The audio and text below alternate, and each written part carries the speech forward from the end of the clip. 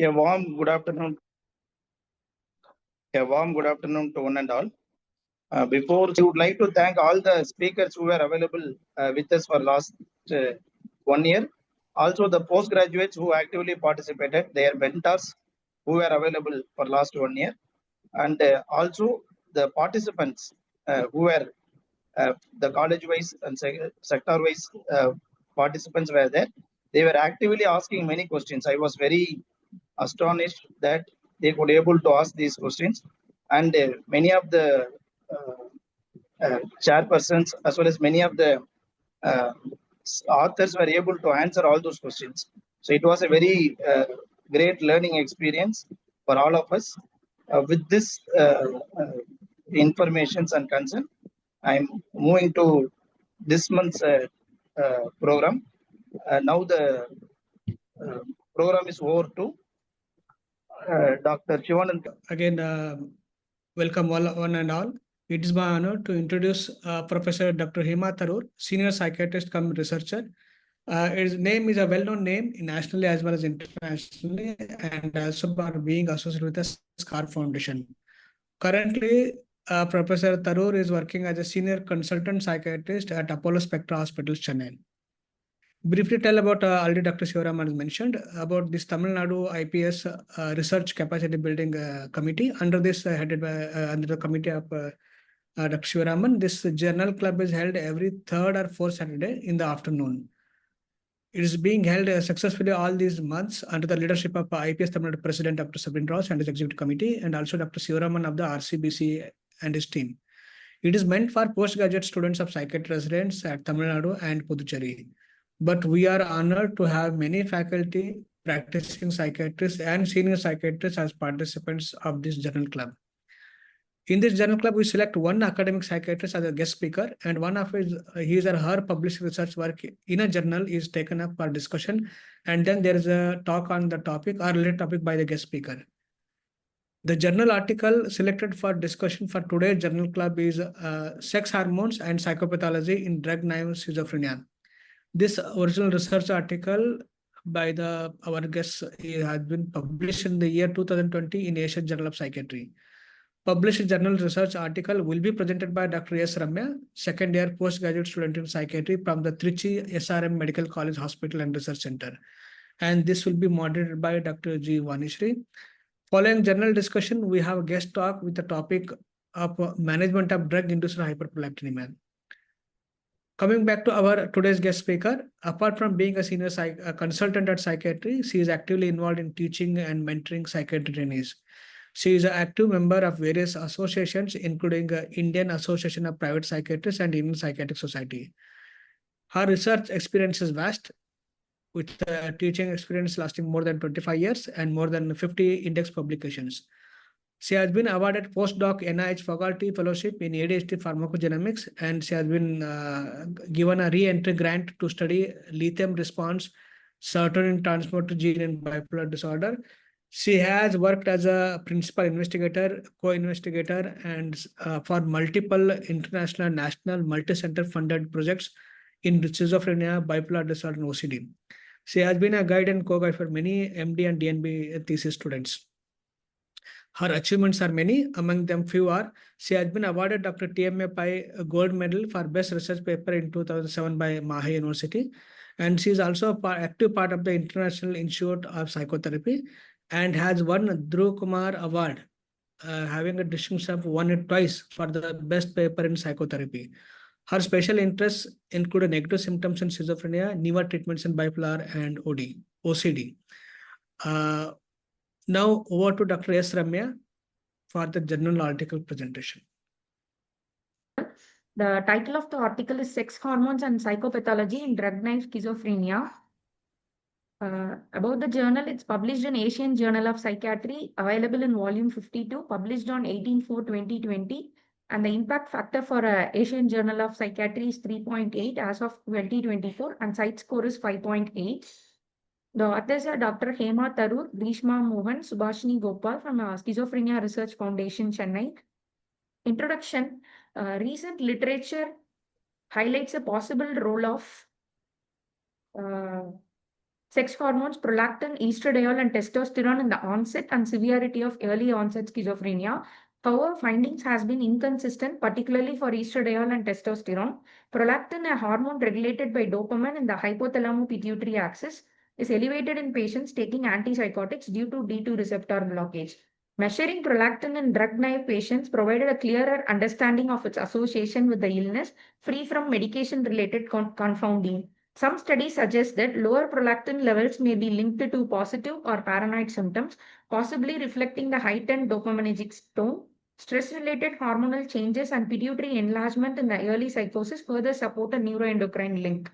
Additionally, lower testosterone has been associated with severe negative symptoms and genetic polymorphism, which may influence the prolactin level. Despite this, variability in the methodology has led to inconsistent findings. So this study was therefore designed to investigate the relationship between symptom severity and level of prolactin, estradiol, and testosterone in drug-naive schizophrenic patient compared to matched healthy controls. So the novelty lies here is isolating the role of these hormones without the confounding influence of antipsychotics, potentially offering a new insight into biological basis of schizophrenia. So methodology here, it's a cross-sectional study conducted at outpatient clinic CAsp over a 6-month period. Total 102 subjects, including 51 drug-naive patients with the first episode schizophrenia and 51 age-matched healthy controls. Participants were recruited consecutively and assessed within 24 to 48 hours of presentation. Written informed consent was obtained from all participants. Study approved by Institutional Ethical Committee. For clinical assessments, semi-structured socio-demographic proforma were used. Positive and negative syndrome scale used to rate symptom severity. For hormonal assessment, fasting blood samples collected between 8 to 9 a.m., hormone levels of prolactin, estradiol, and testosterone measured using radioimmunoassay. High prolactin defined as 20 nanogram per ml for males and 25 nanogram per ml for females. Here the inclusion criteria is patient aged between 18 to 40 years and diagnosis of schizophrenia according to ICD-10. Drug-naive patient were never treated or untreated at the time of recruitment. Presenting with minimum 4 weeks of continuous symptoms. Exclusion criteria are any prior antipsychotic use, there is history of neurological disorder, intellectual disability, or substance dependence, any past or ongoing hormone therapy, controls with any psychiatric or a significant physical illness were excluded. Data analysis, here data analysis using SPSS version 16. And descriptive statistic measures are frequencies, percentage, means, and standard deviation. For group comparison, chi-square test for categorical variables, Pearson correlation for assessing relationship between hormone levels and symptom severity. P-value of less than 0.05 considered as statistically significant. So here the results are a total of 51 drug-naive schizophrenia patients and 51 age-matched healthy controls were recruited. There were no significant differences between the two groups in terms of age, marital status, or socioeconomic background, indicating they were well matched demographically. Among the patients, majority were diagnosed with the paranoid subtype of schizophrenia. Female patients show a significantly shorter duration of illness and a higher overall PAN-SS score compared to male patients. Although there were no gender differences in age of onset or individual PAN-SS domain, hormonal analysis revealed no statistically significant differences in prolactin, estradiol, or testosterone level between patients and healthy controls. So this tabular column shows the socio-demographic profile of the sample and the healthy individuals, there is no statistical significant difference between the two groups. And here this table describes the illness-related variables, where the duration of illness in the female is a mean of 8 months and a PAN score of 84. With the both groups, the most common type of diagnosis was paranoid type of schizophrenia. This tabular column demonstrates the sex hormone level between the patients and healthy controls. For testosterone compared between male health controls and the male patients, and female patients also it's been compared. For estradiol in females, particular to luteal phase and the follicular phase has been mentioned. In a prolactin level, for a male cutoff of more than 19.4 and for female more than 26.5. Among them, 12 out of 28 male patients have shown high level of prolactin. Among female, 10 out of 23 has shown high prolactin level. However, 22 patients totally, that is 43% of total sample, had elevated prolactin level at baseline before receiving any antipsychotic treatment. Female patients showed marginally higher prolactin level than males, though this was not statistically significant. A notable proportion of these patients with a high baseline prolactin were later prescribed prolactin elevating antipsychotics such as olanzapine, risperidone, and amisulpride. Additionally, 17 female and 18 male patients reported stress as precipitating factor for illness onset, with the common stressors include family conflict, relationship issues, academic failure, and death of loved ones. Prolactin trends defined as mildly elevated prolactin were seen more in women, paranoid type of illness, higher PAN-SS score, grandiosity and hallucinatory behavior, and positive symptom dimension. So discussion part, this study support the existing evidence that elevated prolactin level may be present in drug-naive patient with the first episode schizophrenia even before starting antipsychotic treatment. This aligns with the prior hypothesis suggesting prolactin plays a role in early pathophysiology of psychosis. A majority of patients reported stress before illness onset, consistent with the known stress-prolactin psychosis link. Elevated prolactin could trigger dopamine release via feedback mechanism, pointing to an abnormal dopaminergic system in early psychosis may mediate an exaggerated prolactin response to stress. Since duration of illness was prolonged, the correlation of stress and elevated prolactin may not be justified. Additionally, mild prolactin elevation in female patients support earlier findings on gender-related pituitary changes on psychosis onset. These results suggest a possible underlying neurobiological dysregulation in a prolactin pathway during early schizophrenia. While testosterone and estradiol levels did not show significant association with symptom severity, a large sample may clarify these relationships. In a recent study conducted hospital-based control study where 59 drug-naive Indian schizophrenic patients with an elevated prolactin level, they did not show any significant correlation with age, psychopathology, serum cortisol, and TSH measurement.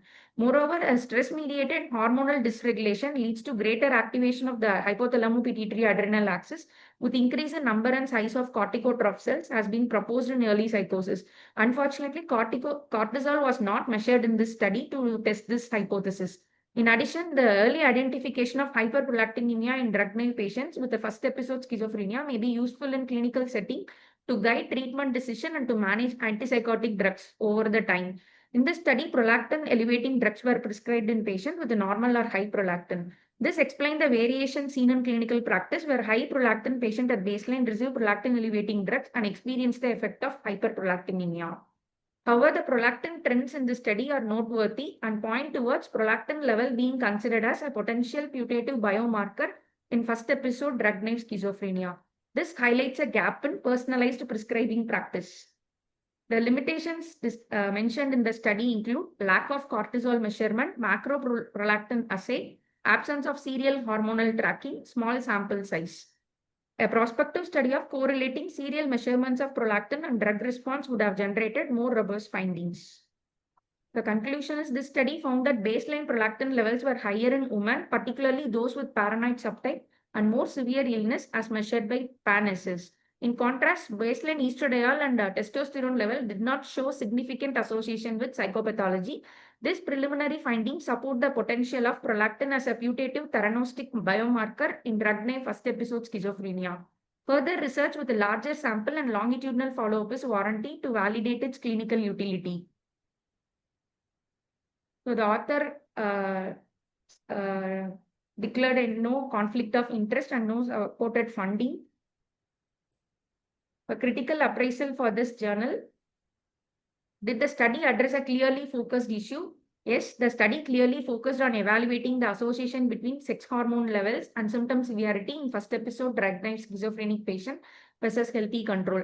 Did the author use an appropriate method to answer their question? Yes. A case control design is appropriate to compare the hormonal level in schizophrenia versus healthy control. Were the cases recruited in an acceptable way? Yes. Cases were consecutively sampled, met ICD-10 criteria for schizophrenia and were untreated. Inclusion and exclusion criteria were explicitly mentioned. Were the control selected in an acceptable way? Yes. Healthy age-matched control with no psychiatric illness were selected. However, more details on how controls were screened or matched is not provided. Was the exposure accurately measured to minimize the bias? Yes.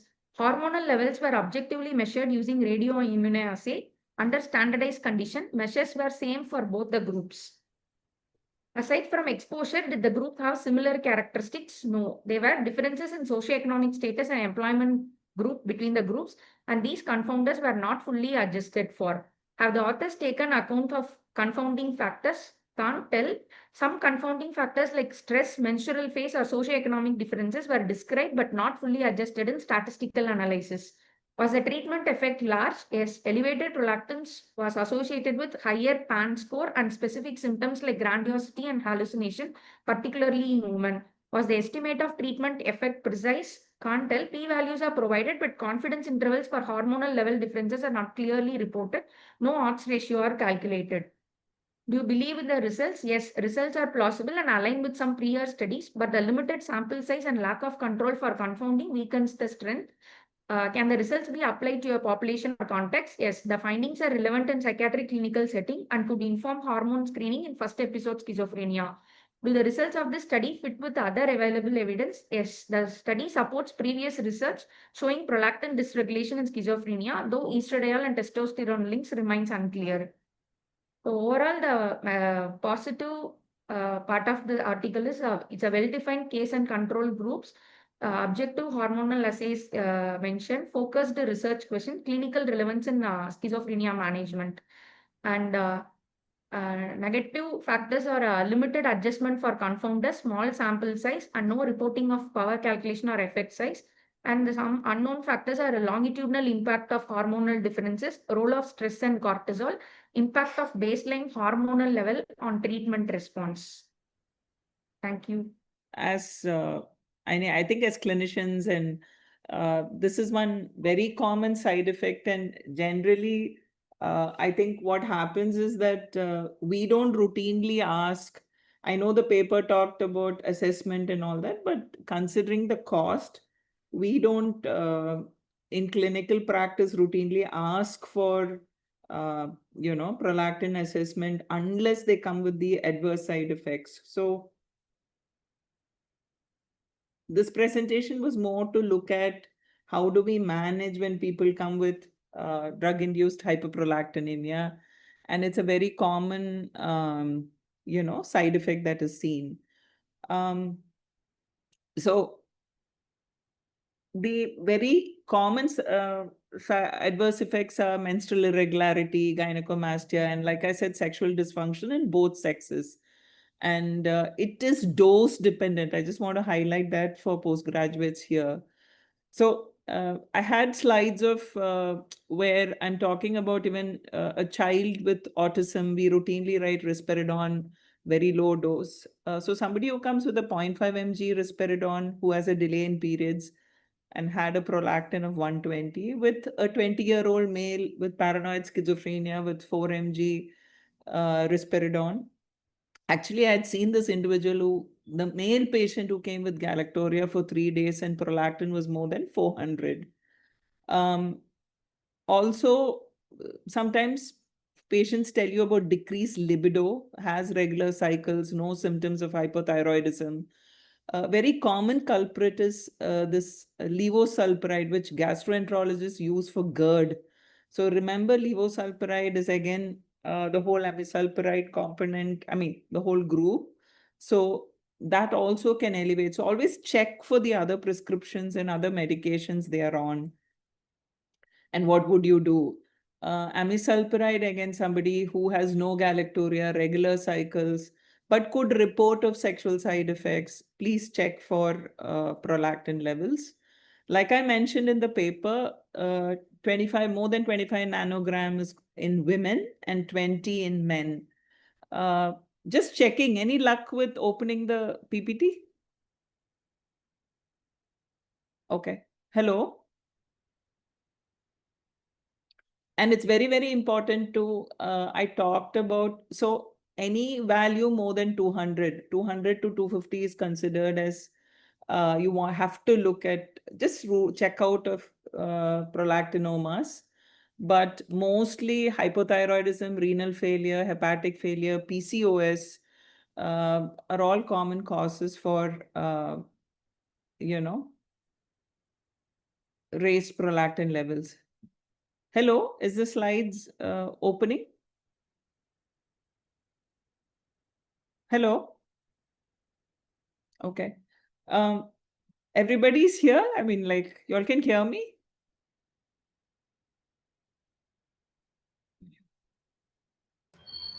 Yes, ma'am, we can hear you, ma'am. Ma'am, we can hear you loud and clear. No issues, ma'am. Okay. Is this okay? I mean, while she's figuring out opening my presentation, can I go keep talking? Yes, yes, ma'am. Yes, ma'am. Please. We are all listening, ma'am. Okay, okay. So it's very, very important. And just remember 20 nanogram, 100 nanogram, look at drugs and prolactinoma, and 250, very, very common to check. And that's when people routinely, they go to their physician, go and meet a neurologist, MRI is done. Prevalence rates, people talk about as high as 45 to 75% in women and 23 to 72% in men. And what was interesting is when they looked at about, I think 200 odd patients with schizophrenia and bipolar who were taking the medication but didn't have any symptoms. So sometimes patients surprise you. They'll be on either risperidone and amisulpride, periods are regular, prolactin levels are also very normal. So people have studied, comparison. I think someone had asked about men and women differences, and there have been women with significantly raised, more than 1,000 milliunits and more than 2,000 also have been reported. But commonly it's risperidone and amisulpride that's been touted as the culprits. Always remember to also just check if they are on any sometimes hormone replacement therapy, or they're receiving. Nowadays there's a lot of I recently had somebody who had met a urologist and was also supplementing with some testosterone. So it's very important to check for the other medications. And when levels go up, there is definite amenorrhea and oligomenorrhea. And so to check that, and the luteal phase is very, very important. That's why, which phase, I think, again, that was highlighted by the postgraduate, to look at menstrual cycle, which phase of the cycle they are in. So roughly, women with galactorrhea, amenorrhea, oligomenorrhea, infertility, there can be a history of fracture also, which can also increase osteoporosis, basically, to look at prolactin levels. Men, please don't forget your male patients, low libido, impotence, infertility, gynecomastia, galactorrhea, all of them also to look into it. I'm just answering for Dr. Prabhu, but just remember your prolactin released by your anterior pituitary lactotrophs. Dopamine, roughly, we know D2 receptor blockade, dopamine inhibits the secretion. Estrogen stimulates the secretion in regulating it. So it's very, very important that pregnancy, breastfeeding, stress, exercise, even. So actually, when you take the blood, we took it 8 to 9 a.m. We told them if there were some patients, especially the healthy volunteers who did morning exercise, we told them that day not to do it. So you must give specific instructions before taking blood out. Look at the drugs. And hypothyroidism, renal failure, like I mentioned, very common. Look at antiemetics being prescribed also, which is very important. High risk is risperidone, paliperidone, haloperidol, without a doubt. Olanzapine, metclopramide, chlorpromazine, or lower risk. Antihypertensives, I just want to tell here, verapamil, there is a low risk. And we all know prolactin sparing, arip, now we have cariprazine, aripiprazole, quetiapine, clozapine. SSRI is also, there is a lower risk of increasing prolactin. So just to keep this in mind about the typical, and risperidone, paliperidone, amisulpride, olanzapine more in higher doses, not at the lower doses. I will be sharing the slides to, I'll figure that out. So I've made a nice thing for postgraduates to look at a snapshot of all the antidepressants and the mechanism of actions of causing hyperprolactinemia, so that you'll have it even for exams. Antihypertensives included also in it, and gastrointestinal medications. And very, very, again, because I remember there was another work that I had the opportunity to do in CAsp, looking at sexual health of patients with schizophrenia, and that time realized how men and women, and we never asked that question about erectile dysfunction and libido, and the impact on bone health, fertility, osteoporosis, and that's another reason why we wanted to sort of check at the other hormones at this study. So detailed history, please take. Please ask for galactoria. Many a times patients feel shy, and the mothers tell me, they go home and send a message saying that she wanted to tell you, but she was shy and she didn't tell you. She reached home and told the mother also. So please make it a routine questioning. Morning prolactin level, and it should be fasting. And somebody was asking, I think about the time or the trajectory, because prolactin, remember, is released in a pulsatile manner, so it reaches a peak at night and it reaches its nadir in the afternoon. So that's why we preferably morning, empty stomach, fasting, no exercise, we tell them. In fact, we say refrain from sex also night before. And again, remember to differentiate between non-epileptic attack disorder and epilepsy. Serum prolactin is one test that is done. So very, very important to look at medical comorbidities like thyroid and kidney also. And NICE guidelines talk about having a baseline prolactin level, but here we should keep the patient in mind, socioeconomic status, how cost effective it can be. But I'm just telling you all from, what is there, what is the guideline out there.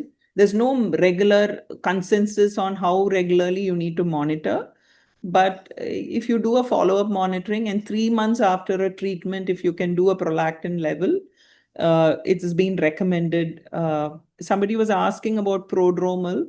So there is interesting work in 2013 and 2014 and all, where in drug naive patients, that's why I said the whole stress itself, where prolactin levels were measured. And this is very, very important to look at macroprolactin. Macroprolactin is bound to a immunoglobulin and G, and it is largely inactive. And our prolactin, so when we measure, it's very hard to differentiate. So the macroprolactin has a delayed clearance. So your hyperprolactinemia that you see, sometimes patients are, in fact, we call it as biochemical hyperprolactinemia, meaning the lab values are high, but patient has no symptoms. So there you don't get worried. It could be because of the delayed clearance of macroprolactin. So that's very, very important. And most labs, when you get the report, you can ask them about macroprolactinemia. Again, here there was a cost issue, so we didn't ask, like I said about budget constraints. And if you have typical symptoms of hyperprolactinemia absent, I'm again saying, that's why I called it biochemical hyperprolactinemia. Then remember, you think of macroprolactinemia because it's not. And there is a precipitation test called the polyethylene glycol precipitation test, and then that helps you detect, and it's not very expensive. You can do that. So please ask, for the postgraduates, again reiterating, to ask for the macroprolactin. Please rule out secondary causes, like I said, pregnancy, TSH, renal, liver function, brain MRI. Patients love scan. So rule of thumb, always investigate. I think Manasa had put up that question. If it's more than 200 nanogram, it's better to investigate why the prolactin is high. So when to treat? When you have a patient with these symptoms of hyperprolactinemia, fertility concerns, sexual side effects. Some people even do the bone density test, come to you, and so you can liaise with the endocrinologist. If there is, again, infertility issues, many of our patients come to us and talk about that.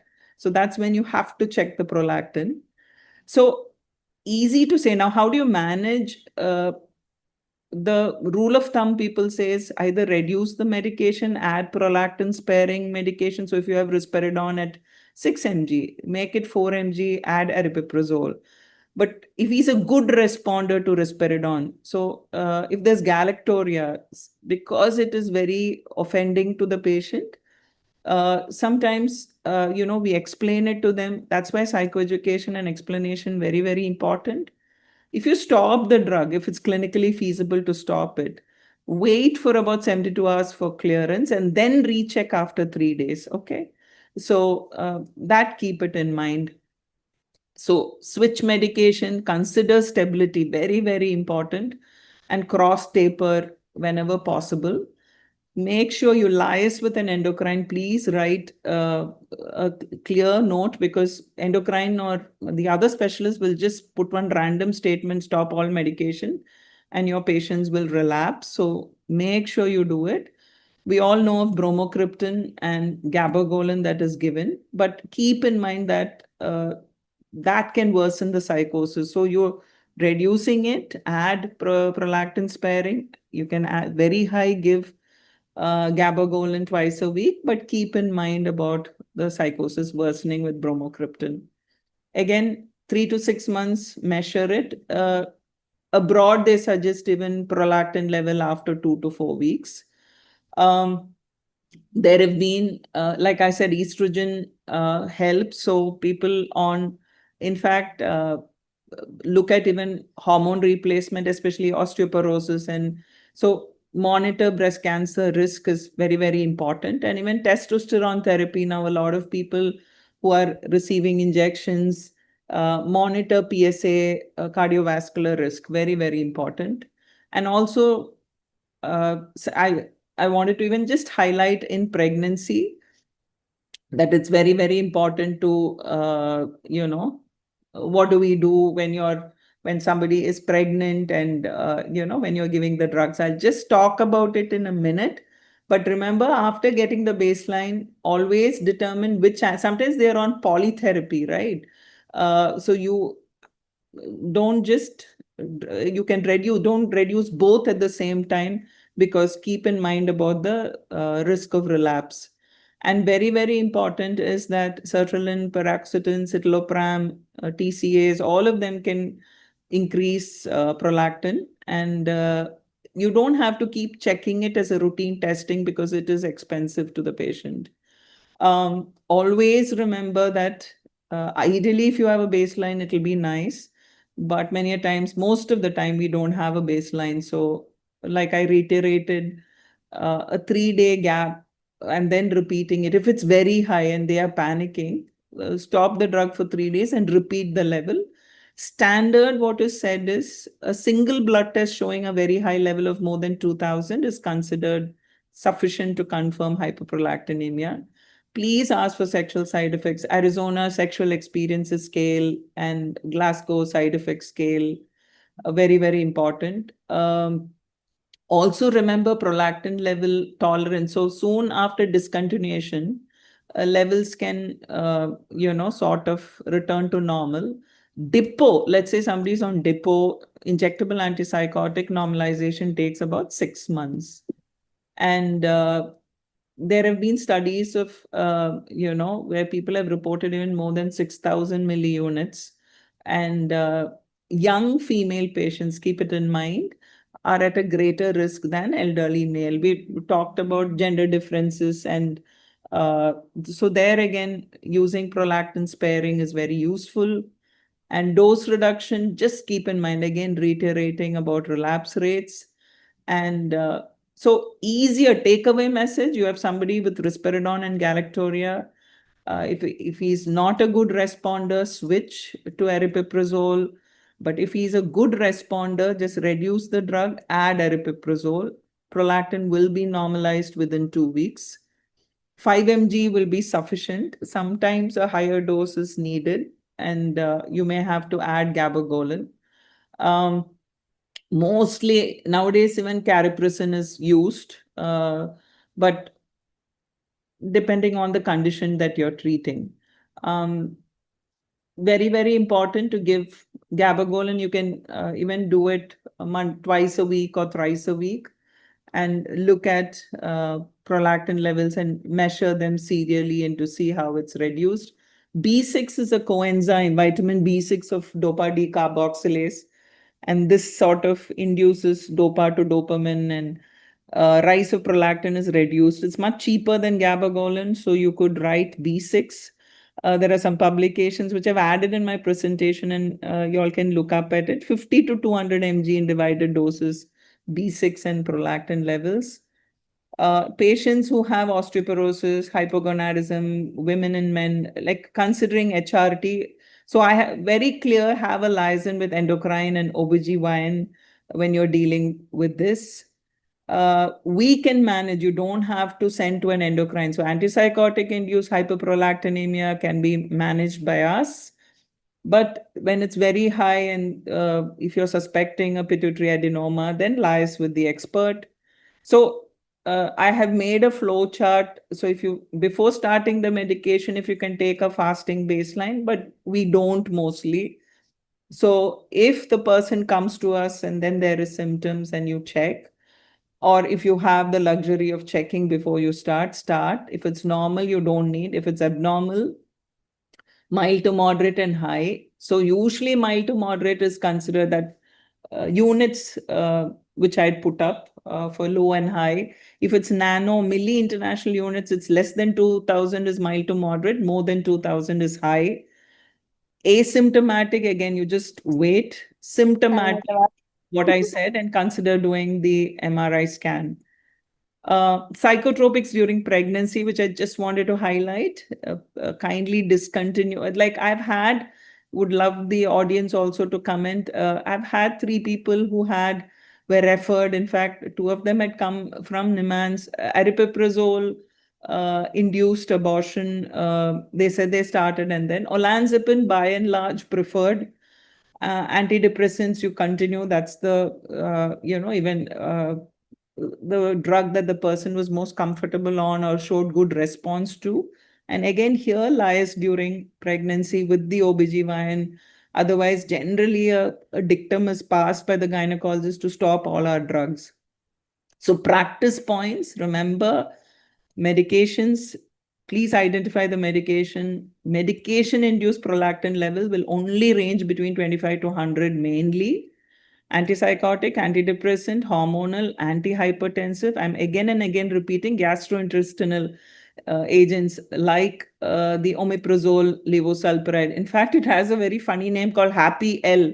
So I had a few months back had somebody met me, had with Happy L, and then I was looking at L was okay. It was very clear it's levosulpiride. But she was visiting the gynecologist, and she had, gastroenterologist, and had this antipsychotic induced, like I said, induced hyperprolactinemia. Watch before you discontinue. You can reduce it, switch by adding, and cross taper. Very, very important. So I want to conclude by saying treat the symptomatic drug-induced hyperprolactinemia, refer to the endocrine, liaise with the OBGYN. Please reassure and explain to the patient and family, because they're very, very worried when there's galactoria. Colloquially, what do they say? They say, and if there is milk coming out, palvar, then they feel very, very upset. The patient feels upset, the family feels upset. Patients and family are extremely distressed with delay in periods, infertility, sexual dysfunction. My slide has, do not ignore men. I want that as a takeaway also. Please ask patients about sexual dysfunction. So it should be a tailored approach. Stop, switch, supplement, add an agonist. Multidisciplinary care may be needed. Reassess if prolactin is more than, so it's either 200 nanogram or 2000 milli international units per ml. Monitor response and adjust approach. In fact, this whole pulsatile secretion of prolactin, that's why they say that one measurement is not sufficient. People even say that that's why, in fact, if somebody has mild levels, they say to repeat it after a week.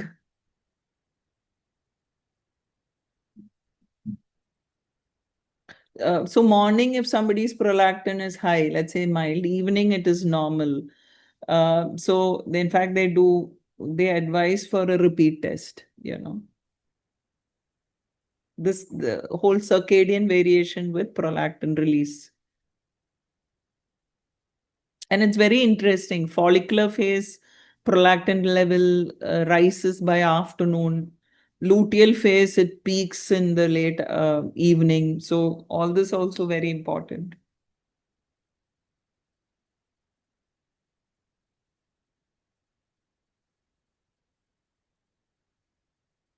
And like I'm repeating it to just remember about, I don't know if Manasa is not there, but if she can even test with ask for the macroprolactin levels, will be good. So by and large, it's in a pulsatile manner, it's secreted about 13 to 14 times per day. So yeah. And half-life if a prolactin is about 50 minutes. That's why, in the blood circulation.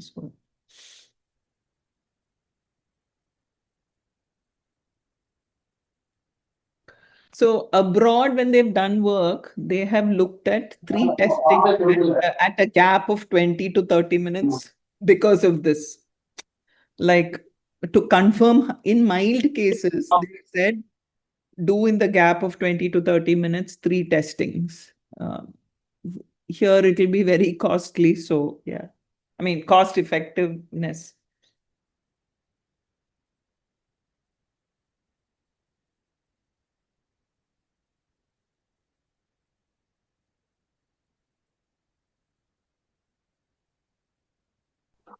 Thank you, ma'am. On behalf of the RCBC team and all the participants, I thank you so much, ma'am, for being with us, continuing to give the talk and clarifying all the doubts, even without the PPT. It's such a pleasure to listen to you, ma'am. The flow is just errorless and it's so sweet to listen to you, ma'am. Thank you. Thank you so much for the wonderful evening that we had, and thank you for sparing your time on a weekend also, ma'am. Thank you so much, ma'am. And if I can just thank Professor Shivraman for this opportunity, and thank you so much. It's always a pleasure. I'm really, I think postgraduates make us feel much younger. So yeah. Thank you, ma'am. Thank you so much, ma'am. Thank you. Thank you. Sir, if you have any final words, otherwise we can wind up the session, sir. Thank you, madam, for everything, for all the persons who were involved in the TN IPS RCBC. We were thankful to everyone. Thank you. Thank you.